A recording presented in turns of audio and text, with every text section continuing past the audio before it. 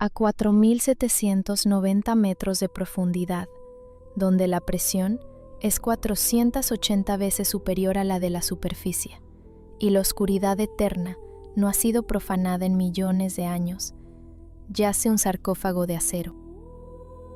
Aquí, la temperatura del agua apenas supera el punto de congelación. En este vacío gélido y silencioso, descansa un objeto que una vez fue la encarnación del poder absoluto. Pero algo, en esta tumba, no conoce el descanso. Durante décadas, la historia oficial de su hundimiento parecía grabada en piedra. Pero hace poco, un vehículo robótico, un espectro silencioso del futuro, descendió a ese abismo. Sus focos, los primeros rayos de luz en tocar este acero en 80 años, arrancaron un detalle de la penumbra. Un único detalle que no debería estar allí. Un fragmento del casco, reventado hacia el exterior. No hundido hacia adentro por la fuerza de los torpedos enemigos, sino desgarrado desde las entrañas por una fuerza desconocida. Este trozo de metal torturado no solo pone en duda la versión oficial de los hechos, grita que la verdadera historia del hundimiento del acorazado Bismarck jamás ha sido contada. La historia dice que fue aniquilado. Los supervivientes juraron que lo hundieron ellos mismos. Pero ¿y si la verdad fuera mucho más aterradora? ¿Y si el acero, en el lecho del océano, relatara una tercera historia? Una que nadie estaba preparado para oír. Esto no es un recuento de los hechos, es una autopsia. Lejos, en el Atlántico, a 800 kilómetros al oeste de la costa francesa, bajo la danza caótica de las olas de tormenta, yace un campo de batalla congelado en el tiempo. A una profundidad inalcanzable para el ser humano, adrizado sobre su quilla, el acorazado Bismarck reposa sobre el lodo abisal. Su profundidad es tal que el pico del Mont Blanc, sumergido en este punto, desaparecería bajo 1 kilómetro de agua. Aquí, en un mundo sin luz y casi sin oxígeno, donde los procesos de corrosión se ralentizan 10 veces, el buque más temible de su tiempo se ha convertido, a la vez, en artefacto y fosa común. Para Alemania, no son simples restos, es tierra sagrada. Más de 2.200 marineros permanecen para siempre en su vientre de acero, y el derecho internacional reconoce este lugar como un cementerio de guerra, protegido de cualquier intrusión. Cada expedición que ha osado aproximarse lo hace con reverencia y con el peso de la responsabilidad. El equipo de exploradores modernos no llegó con buzos ni sopletes. Cualquier ser vivo sería aplastado al instante por la colosal presión. Sus ojos y sus manos son un vehículo operado a distancia, un ROV, una maravilla de la ingeniería, equipada con sonares de barrido lateral, 4 cámaras y brazos manipuladores capaces de moverse con la precisión de un cirujano. Su misión es simple y a la vez infinitamente compleja. Observar, registrar, respetar. Nada más. El uso de esta tecnología no es una mera proeza técnica, es un diálogo con el pasado, un interrogatorio al acero. Porque la historia no siempre está escrita en los libros de los vencedores, ni en los testimonios de los supervivientes. A veces, la verdad más pura y terrible aguarda en silencio, en la oscuridad más profunda, esperando a que la tecnología se convierta en arqueología y una máquina, en el único testigo capaz de hacer hablar a los muertos. Un pecio es una cápsula del tiempo, pero también es una tumba. Perturbarlo significa romper un pacto no escrito de la humanidad con sus caídos. Es el símbolo de un frágil equilibrio entre la sed de conocimiento y la voz de la conciencia. El equipo lo comprendía. La operación fue planificada con una precisión quirúrgica. Ningún contacto físico con el casco, ningún intento de recuperar artefactos, ninguna penetración en su interior. El vehículo no tripulado debía deslizarse por su costado como un fantasma, presente pero intangible. Es un ejercicio de funambulismo poético. A un lado la ciencia, la historia, el anhelo de desvelar la verdad. Al otro, el deber moral de tratar este lugar no como un objeto de estudio, sino como un monumento conmemorativo. Pero incluso con todas las precauciones, el mero hecho de apuntar una cámara hacia las profundidades de esta tumba suscita controversia. ¿Deberíamos siquiera romper este silencio eterno con el zumbido de los motores y la fría luz de los proyectores? La pregunta no solo flota en los despachos de los historiadores, sino también en la sala de control del buque, donde el equipo, conteniendo la respiración, sigue el descenso del aparato en las pantallas parpadeantes. Saben que el abismo al que se asoman no es solo una página de la historia, es un cementerio abierto a los elementos. Y entonces, cuando los haces de luz atraviesan la negrura absoluta y de los sedimentos del fondo emerge una silueta gigantesca, queda claro. Este leviatán de acero no está simplemente durmiendo. Está cubierto de cicatrices que narran la historia de su violenta muerte. La primera pasada de la cámara sobre la cubierta no registra únicamente un monumento, registra un enigma. A finales de los años 30, mientras las nubes de una guerra inminente se cernían sobre Europa, la Marina de Guerra alemana, la Kriegsmarine, ansiaba recuperar el dominio marítimo perdido tras la Primera Guerra Mundial. En el corazón de esta ambición se encontraba un buque, la cúspide de la ingeniería alemana, el Bismarck. Puesta su quilla en los astilleros Blohm und Voss de Hamburgo en 1936, no era una simple nave, era una ciudadela flotante, un símbolo del renacimiento del poderío militar. 251 metros de eslora, un desplazamiento a plena carga superior a las 50.000 toneladas. Su cinturón blindado principal, de acero cementado, alcanzaba un grosor de 320 milímetros, diseñado para resistir el impacto directo de proyectiles de calibre similar. Sus 8 cañones de 380 milímetros, dispuestos en 4 torretas, podían lanzar proyectiles perforantes de 800 kilogramos a una distancia superior a los 36 kilómetros.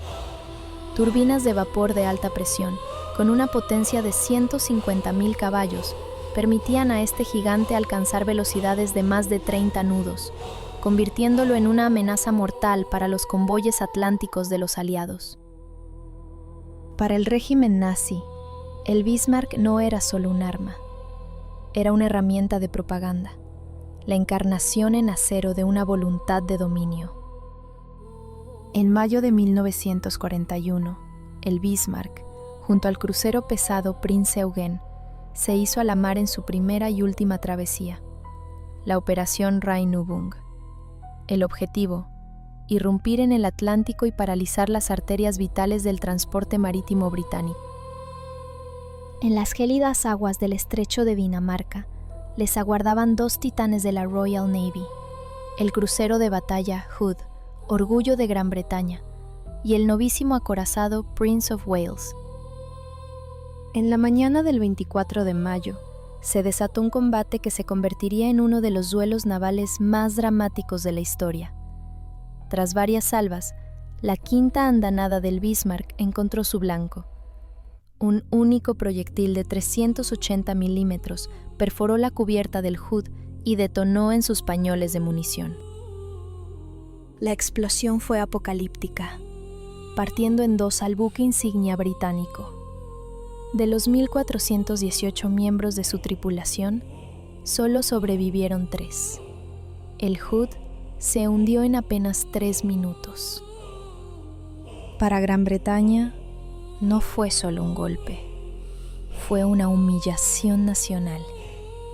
la orden emitida por el primer ministro Winston Churchill fue breve y absoluta: hundid al Bismarck. Comenzó la cacería naval más grande de la historia. Decenas de buques de la Royal Navy fueron lanzados en su persecución. El Bismarck, dañado en combate y perdiendo combustible, intentaba alcanzar la seguridad de las costas de Francia. El punto de inflexión llegó en el ocaso del 26 de mayo. Unos anticuados torpederos biplanos Swordfish, despegando del portaaviones Ark Royal, atacaron al gigante alemán. En medio de una tormenta y con una visibilidad ínfima, uno de los torpedos, en una trayectoria que parecía condenada al fracaso, impactó en su punto más vulnerable, el mecanismo del timón. Los timones del Bismarck quedaron bloqueados a babor. El buque había perdido el gobierno, condenado a navegar en círculos. El Leviatán estaba herido, atrapado en una jaula de agua y acero. En la mañana del 27 de mayo, los acorazados británicos King George V y Rodney se aproximaron para ejecutar la sentencia. Durante más de una hora, a quemarropa, desataron un infierno sobre el Bismarck. Cientos de proyectiles convirtieron su superestructura en una masa de ruinas incandescentes. Sus torretas enmudecieron, una tras otra. Los torpedos de los cruceros desgarraban su casco. Dentro de aquella fortaleza de acero, la tripulación luchaba hasta el final contra el fuego y el agua. Los supervivientes testificarían más tarde que, cuando todo estuvo perdido, se dio la orden de hundir el barco. Abrir las válvulas Kingston, colocar cargas de demolición en las salas de máquinas, impedir que el enemigo capturara el buque insignia de la Kriegsmarine. A las 10:39 de la mañana, el Bismarck zozobró y desapareció bajo las olas. La historia parecía haber escrito su veredicto. Los británicos reclamaron una victoria incontestable. Los alemanes insistieron en que habían echado a pique su propio buque, salvando así su honor. Para el mundo, el resultado era claro: el Bismarck había sido destruido.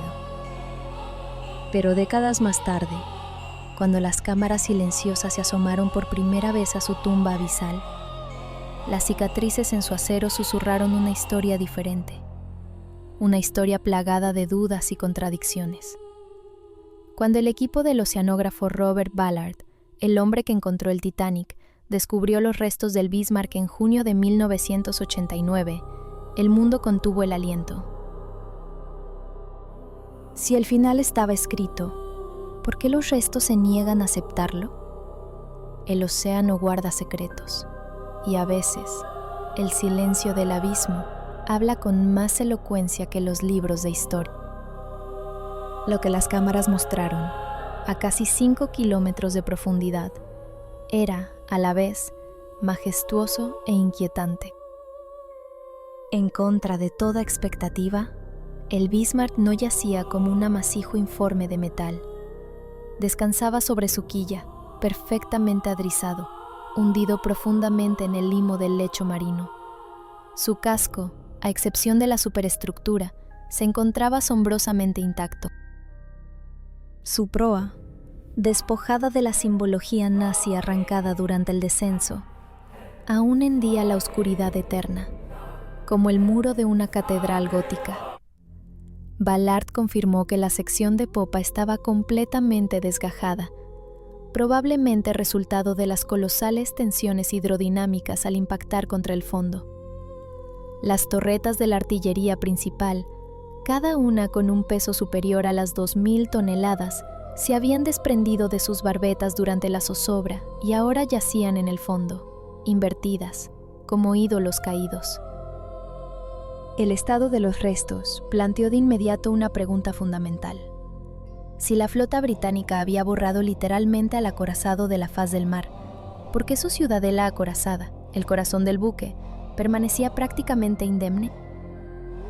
Expediciones posteriores, como la de James Cameron en el año 2002, empleando los sumergibles rusos de gran profundidad Mir, ofrecieron imágenes aún más detalladas.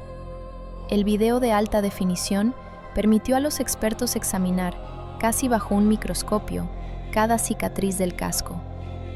No vieron una simple estampa de destrucción por fuego enemigo, sino un complejo mosaico de daños externos y tensiones internas catastróficas. Uno de los descubrimientos más asombrosos fue la preservación de materiales orgánicos. La cubierta del Bismarck estaba revestida de madera de teca, y décadas después, en el abismo gélido y anóxico, aquellos tablones de madera seguían allí. Descoloridos pero íntegros, se aferraban obstinadamente al acero. En algunos puntos del blindaje, aún era posible distinguir la pintura.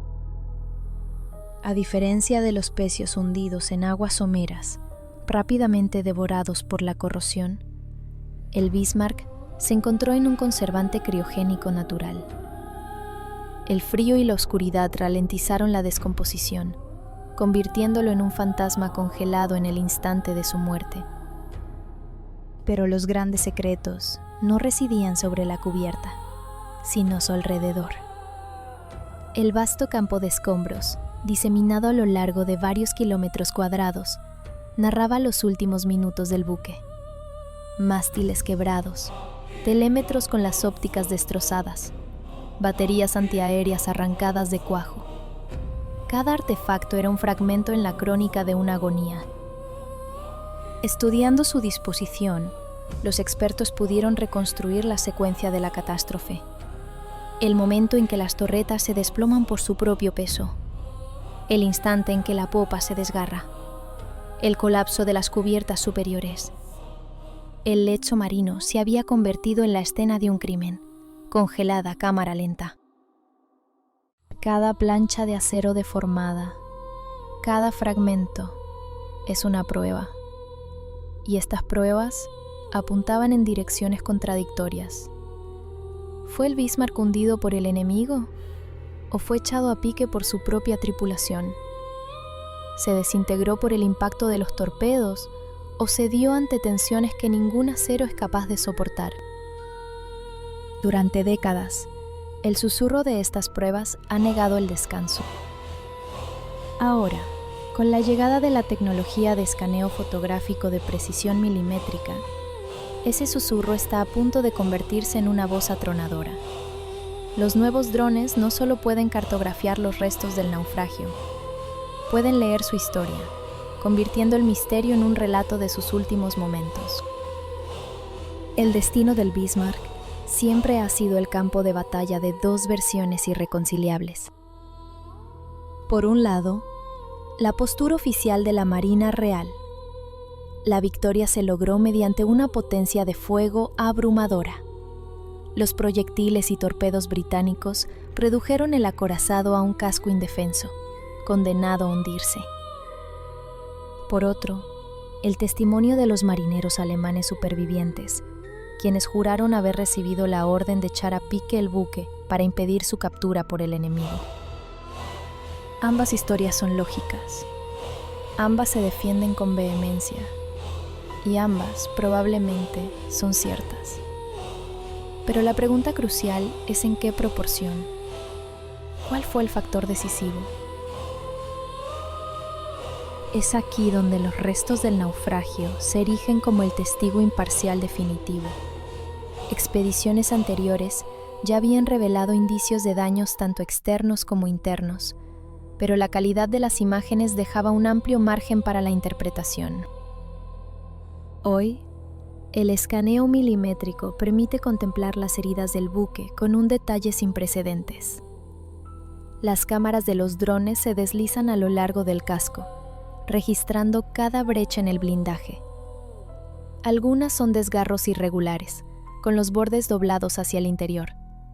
La firma inconfundible de un impacto externo, ya sea un proyectil o un torpedo.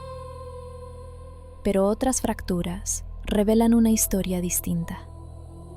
El metal está combado hacia afuera, como si una presión titánica lo hubiera empujado desde las entrañas del buque. Es la huella de una explosión interna, ya sea por cargas de demolición o por el colapso de los sistemas internos bajo una tensión monstruosa. el casco narra una historia especialmente brutal. Los nuevos escaneos muestran deformaciones que desafían la simple narrativa de los impactos de torpedo. Ciertas secciones están hundidas, pero junto a ellas, las planchas de acero aparecen aplastadas y retorcidas hacia el exterior. Los ingenieros que estudian estas imágenes no logran alcanzar un consenso. ¿Fue el resultado de la ecualización de la presión, a medida que los compartimentos se inundaban y colapsaban? ¿O son estas las cicatrices de esas cargas de demolición de las que hablaban los supervivientes? La lectura del metal es un ejercicio forense, el estudio de una caligrafía escrita sobre una lámina de acero. El ángulo de la fractura, la naturaleza de la deformación, incluso los bordes dentados de los remaches arrancados. Todo ello puede revelar si el impacto fue instantáneo y explosivo o lento y aplastante. Los drones muestran lo que los ingenieros navales denominan el efecto pétalo, cuando el metal alrededor de una perforación se dobla como los pétalos de una flor. En el Bismarck se encuentran ambos tipos: pétalos curvados hacia adentro, la marca clásica de los torpedos británicos, y pétalos reventados hacia afuera, evidencia de fuerzas que actuaron desde su interior. ¿Y si la verdad fuera que ambos procesos ocurrieron de forma simultánea? ¿Pudo el Bismarck ser, a la vez, golpeado hasta la muerte y en un último acto de desafío, elegir su propio final?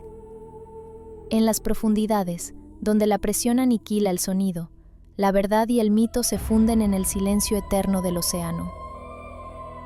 Hundido por los británicos y rematado por su propia tripulación. En esta dualidad reside el enigma central. Los supervivientes recordaban la orden: abrir las válvulas de fondo, pero también recordaban el estruendo incesante de los proyectiles, desgarrando las cubiertas sobre sus cabezas. Quizás la verdad reside en una siniestra sinergia.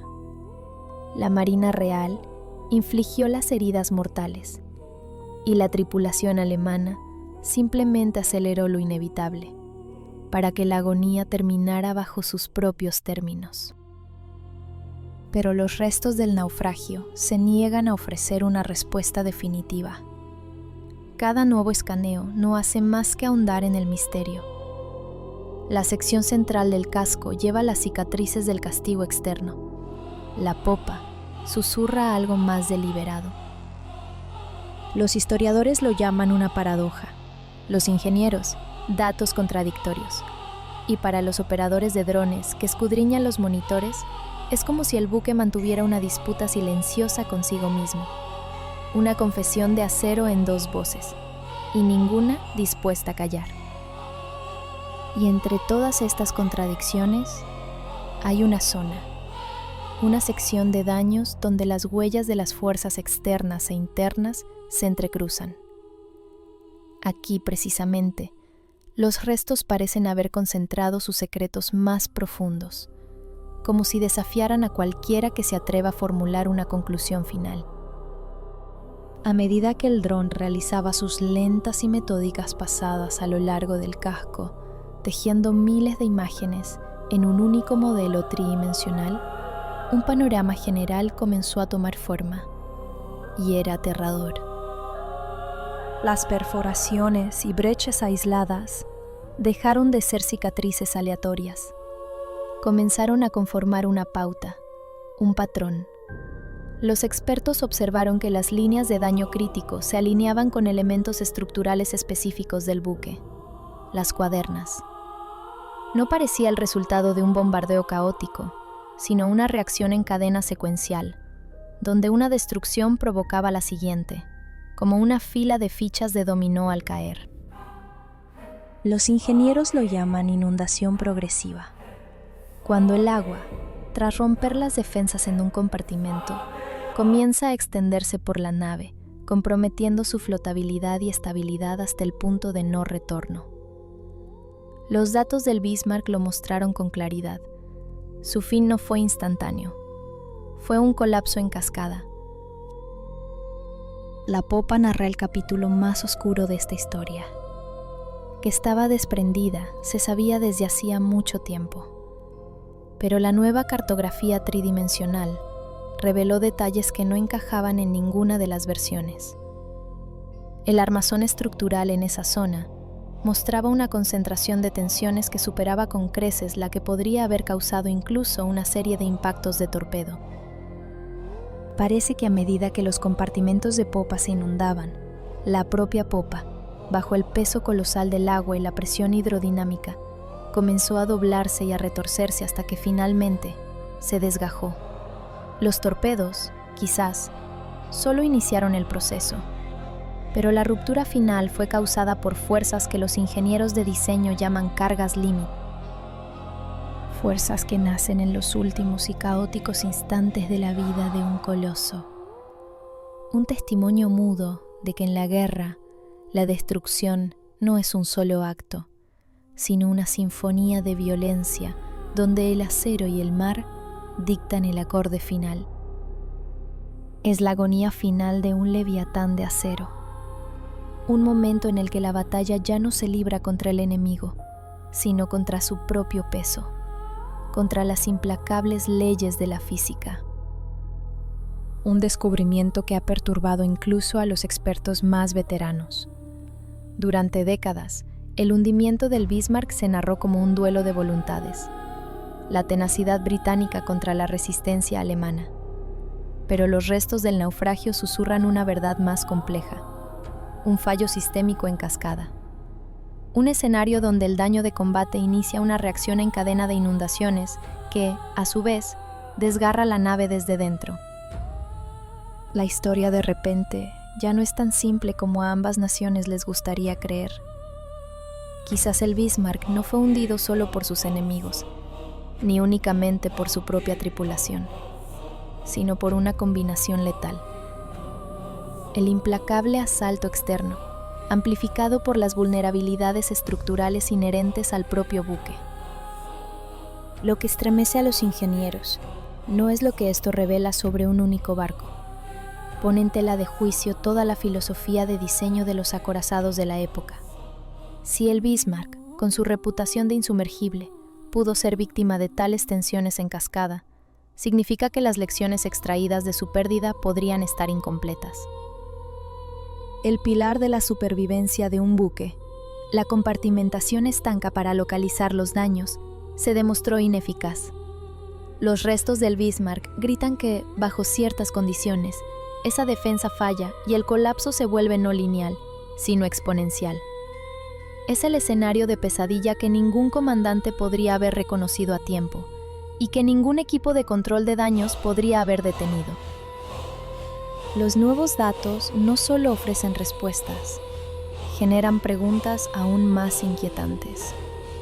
¿Estaba el Bismarck condenado desde el instante en que un torpedo inutilizó sus timones, no tanto por la pérdida de gobierno, sino porque ya había comenzado una inundación progresiva e imparable? ¿Aceleraron realmente las cargas de barrenado su final, o fueron apenas una gota en el océano frente a las fuerzas que ya lo desgarraban por dentro? Y la pregunta más escalofriante de todas: si sus últimos momentos no fueron definidos por la estrategia o el valor, sino por una fría inevitabilidad mecánica, entonces su hundimiento no fue tanto un choque de naciones como una despiadada ecuación de acero y agua.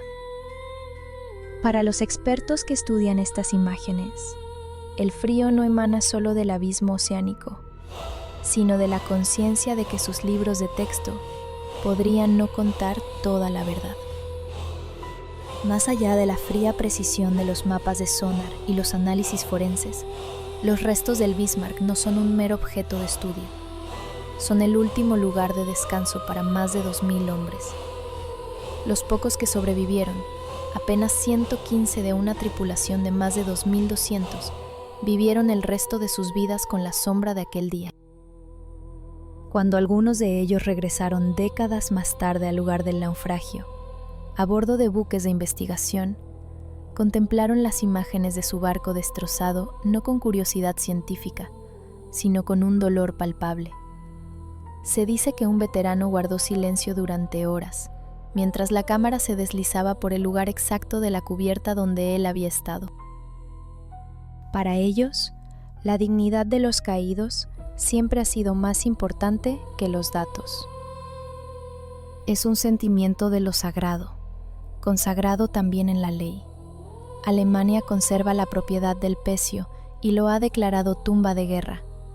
Según las convenciones internacionales, estos lugares deben ser tratados como cementerios marinos. La postura de Alemania ha sido y sigue siendo inflexible. Ni incursiones en su interior, ni recuperación de artefactos, ni alteración de su paz. Robert Ballard, el hombre que descubrió el pecio, fue el primero en subrayar la importancia de tratarlo con reverencia. Todas las expediciones posteriores han operado bajo el mismo principio: observar, pero no tocar. Por eso los drones de hoy, por muy sofisticados que sean, están sujetos a reglas estrictas. Pueden crear modelos tridimensionales con una precisión deslumbrante, pero no pueden penetrar en su interior. Sin embargo, ni siquiera este enfoque cauteloso ha logrado acallar la controversia. Cuando se publicaron las últimas imágenes, la reacción fue ambigua. Muchos expresaron su admiración por la calidad de las tomas, pero otros sintieron pesar, incluso ira. Para algunos, apuntar una cámara hacia los restos, aunque fuera con buenas intenciones, se sentía como una invasión. Planteaban una pregunta razonable: ¿acaso toleraríamos drones sobrevolando un cementerio militar, filmando en detalle cada lápida? ¿Por qué la profundidad del océano debería ser una excepción? Esta reacción emocional subraya la delgada línea que toda expedición se arriesga a cruzar. Para la ciencia, esas imágenes del acero desgarrado del Bismarck son la clave para desvelar secretos técnicos. Pero para las familias de los fallecidos, esas mismas imágenes pueden reabrir viejas heridas. Emerge un dilema ético. ¿Hasta dónde podemos llegar en la búsqueda de la verdad sin profanar el silencio de los muertos? El material filmado es más que una prueba, es un testimonio. Y un testimonio nunca es neutral. Para el equipo de investigación que opera los drones a 5 kilómetros de profundidad, esta realidad pesa en cada decisión. Comprenden que no son meros exploradores, sino también sus custodios. El pecio es una tumba y un maestro, y sus lecciones están indisolublemente ligadas a su silencio. En algún momento la ciencia debe inclinarse ante la memoria, y sin embargo, estos escaneos ya existen. No se pueden desver. Revelan verdades que alteran nuestra comprensión de la historia. Y con cada nuevo fotograma, la frontera entre el respeto y la intrusión se vuelve cada vez más difusa. El equipo debe responder a una última pregunta. ¿Qué hacemos con un conocimiento que inflige dolor? Cuando los últimos barridos del dron completaron el escaneo, la historia del Bismarck se presentó con mayor claridad, pero también con mayor humildad que nunca. Décadas de debate sobre la causa de su hundimiento, el fuego británico o el autohundimiento alemán, parecían llegar a su fin. Pero los nuevos datos no ofrecían una respuesta sencilla. En su lugar, revelaban una verdad más compleja, una donde la historia no es un veredicto, sino un eco silencioso en las profundidades. Trazan la imagen de un colapso complejo, multifactorial. Las agresiones externas, de proyectiles y torpedos, abrieron las heridas. Las medidas internas, la decisión de la propia tripulación de anegar los compartimentos, aceleraron el final. Y mientras tanto, la inundación progresiva, la fatiga del metal y una monstruosa presión hidrodinámica actuaban en concierto, reforzándose mutuamente, hasta que ningún acero pudo ya soportar tales fuerzas. Conciliar todas las versiones es admitir que la verdad no es binaria. El Bismarck fue a la vez vencido por sus enemigos y hundido por sus propios hombres. El metal no guarda el registro de una única historia, sino de un coro de finales superpuestos. Esta dualidad obliga a la humildad a todo aquel que estudia el pecio. para los ingenieros, es el reconocimiento de los límites de la resistencia, incluso en aquellas estructuras que se creían invencibles. Para los historiadores, es el rechazo a la tentación de convertir una tragedia compleja en un simple relato de triunfo o derrota. El mensaje del Bismarck es que la historia rara vez ofrece respuestas inequívocas y que la certeza a menudo se disuelve cuanto más profundo nos sumergimos. Las armadas modernas no han ignorado esta lección. Cada expedición al Bismarck nutre los protocolos actualizados de control de daños, la evaluación de riesgos y las prácticas de ingeniería. Los sistemas de compartimentación, los escenarios de inundación progresiva, los sistemas redundantes, todo se modela ahora con un rigor aún mayor. Pero, ¿por qué las imágenes del dron sobrecogieron al mundo no con simple curiosidad, sino con una suerte de temor profundo, irracional? No se trata de fantasmas. Se trata de que esas imágenes nos recuerdan una verdad fundamental: el orgullo humano por sus creaciones, por perfectas que parezcan, siempre será puesto a prueba por las leyes implacables de la naturaleza y el azar. El Bismarck fue un prodigio de la ingeniería, concebido para infundir pavor. Pero incluso él fue doblegado por una confluencia de circunstancias, determinación y física. Es esta conciencia lo que nos perturba. Ninguna estructura es perfecta, ningún poder es absoluto. El metal lleva la cuenta, y esa cuenta a menudo revela cuán frágil es nuestra confianza en nuestra propia omnipotencia. Contemplar sus restos es como mirar en un espejo de la soberbia humana y sus consecuencias. No vemos simplemente un buque, vemos el naufragio de la idea de que la tecnología puede garantizar el control sobre el destino. El Bismarck refutó esa idea. Demostró que en la guerra, como en la vida, la ecuación del poder nunca es definitiva. El dron asciende hacia la superficie. Sus luces se desvanecen, dejando al gigante de acero en su oscuridad habitual. Pero las preguntas permanecen. El metal del Bismarck ha hablado en silencio, con insistencia, con contradicciones, pero con verdad. Y al hacerlo, nos deja con una inquietante certeza. Cuanto más nos adentramos en el abismo, más se desvanece la ilusión de las respuestas sencillas. ¿Qué fragmento de la epopeya del Bismarck resuena con mayor fuerza?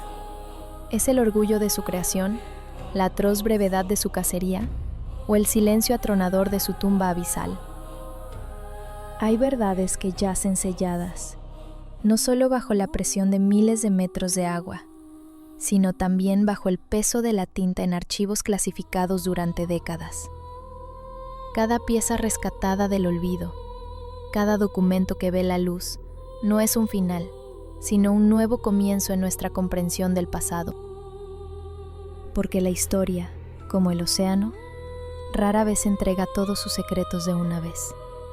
Su eco perdura, esperando a aquellos dispuestos a escuchar en la profundidad del silencio.